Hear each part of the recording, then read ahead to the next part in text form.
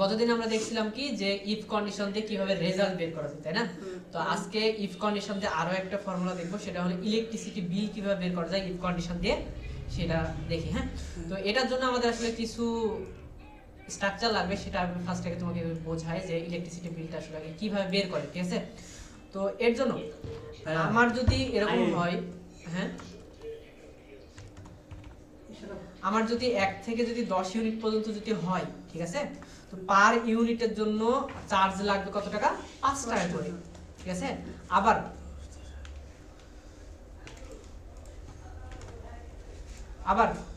11 থেকে শুরু করে যদি আমার 20 ইউনিট পর্যন্ত যদি হয়, ঠিক আছে, 11 থেকে শুরু করে আমার যদি 20 ইউনিট পর্যন্ত যদি হয়, আমার চার্জ লাগবে কত? 10 টাকা। আবার 21 ইউনিট থেকে শুরু করে 50 ইউনিট পর্যন্ত যদি হয়, আমার চার্জ লাগবে কত? 15 টাকা। আবার 51 ইউনিট থেকে শুরু করে যদি 100 ইউনিট বা তারও যদি উপরে যদি হয়, তাহলে আমার চার্জ লাগবে 20 টাকা করে, ঠিক আছে? তাহলে আমার এইগুলোকে বলা কি প্রতিটা ইউনিট, ঠিক আছে? আমি লিখছি এটা ইউনিট আর ইউনিট চার্জ, ঠিক আছে? আমার 1 থেকে যদি 10 ইউনিট পর্যন্ত যদি হয়, তাহলে 5 টাকা বিল লাগবে, 11 থেকে 20 ইউনিট পর্যন্ত হলে 10 টাকা লাগবে, ওকে? তো এরকম ভাবে। তো এবার আসলে যে আমরা ইফ কন্ডিশনটা আসলে কিভাবে করতে পারি সেটা দেখি।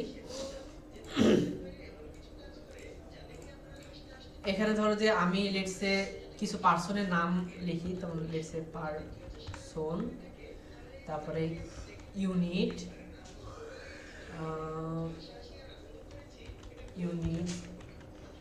Unit charge and total, okay? এই কয়েকটা ঘর আমরা আসলে দেখব আজকে।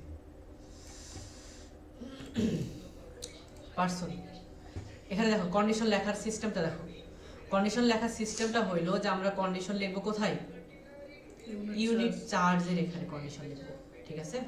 আমি এখানে যতগুলো ইউনিট দিব, লেটস সে আমি যদি এখানে যদি 8 ইউনিট বা 5 ইউনিট যদি দেই, তাহলে আমার এখানে 5 ইউনিট সমান আমার কত টাকা, কত ইউনিট চার্জ লাগবে? 5 টাকা করে লাগবে। তাহলে 5 টাকা গুণ করলে কত হবে? 5 5 25 টাকা। টোটাল বিল তার কত হবে? 25। তো এই জিনিসটা আসলে ফর্মুলা দিয়ে কিভাবে করা যায় সেটা দেখি, ওকে? তো এটার জন্য দেখো আমি লেটস সে এটা কার বিল বের করব, লেটস সে জাহাঙ্গীর, জাহাঙ্গীর। দেখো ফর্মুলা এবার দেখো কিভাবে বের করতে হয়। ইকুয়াল, আমরা যেভাবে রেজাল্ট শিট বের করছিলাম না, সেম জিনিস। Equal if bracket open bracket close, তারপরে আমি যে ঘরে আসলে আমি সংখ্যাটা লিখবো সেই ঘরটাকে ফার্স্টে ধরা লাগবে, তাই না? তাহলে সেলটাকে ধরতেছি, ধরার পরে এবার আমি কি করব যে গ্রেটার দেন ইকুয়াল কত দিব বলো? রেজাল্ট বের করা দেখো নি, বলো কত দিব?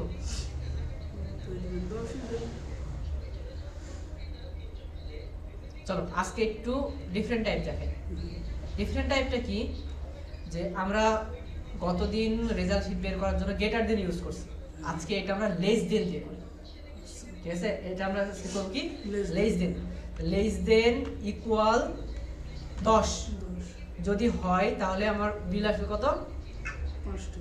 5 টাকা, তাই না? এটা দেখো অটোমেটিক্যালি এখন কি আসছে? 5 আসতেছে না? তো এটা সলভ করার জন্য আমরা এখন কি করব, আরেকটা কন্ডিশন লিখব। এটুকু পরে দেখি। লেস দেন ইকুয়াল যদি 0 হয়, তাহলে আমার এটা আসলে কত? 0, ওকে? তাহলে এখন আসতেছে কত? 0। এবার দেখো next, if bracket open bracket closing, এবার আমি unit price less than equal 10, তাহলে আমার বিল কত ধরবে? 5 টাকা। আমি যদি এখানে যদি আমি 1 টাকা যদি দিই, তাহলে আমার বিল আসছে কত? 5 টাকা। যদি আমি এখন যদি 11 দিই, তাহলে ফলস, কারণ আমি 10 এর উপরের মান আমি এখনো লিখিনি, তাই না? এবার আবার আসুন, এবার এখানে কমা দিয়ে লিখতে হবে কি, ইফ।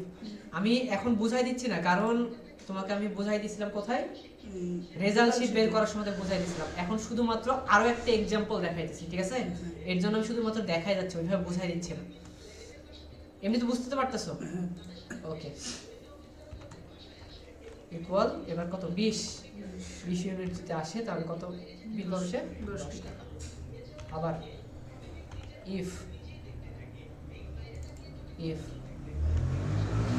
ওকে ক্লোজ, এবারটা ধরলাম লেস দেন ইকুয়াল 20 এর পরে কত 50 না, 50 পর্যন্ত যদি আসে তাহলে তার বিল আসবে কত টাকা 15 টাকা, কমা ইফ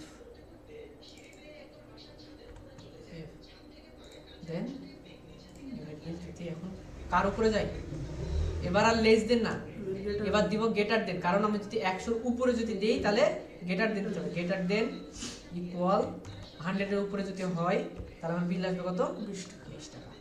এটা হিট, ঠিক আছে? আমি যদি এখানে যদি 22 ইউনিট যদি দিই তাহলে 22 কার ভিতরে পড়তেছে 21 থেকে 50 এর ভিতরে, তার মানে 15 টাকা বিল আসতেছে। ওকে, তারপরে আমি যদি এখানে যদি এখন 111 যদি দেই এখন কত আসতেছে 20 টাকা।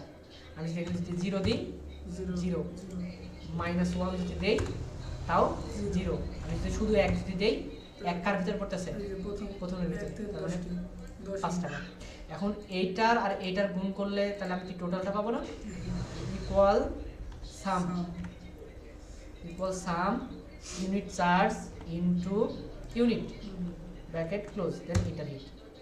আমি যদি এখানে যদি এখন 500 ইউনিট যদি দেই 20 টাকা করে ইউনিট, 500 ইউনিটের দাম 10,000 টাকা। বুঝতে পারছি? আর এক্সাম্পল দেওয়া লাগবে না? ওকে, তাহলে এখন প্র্যাকটিস করি।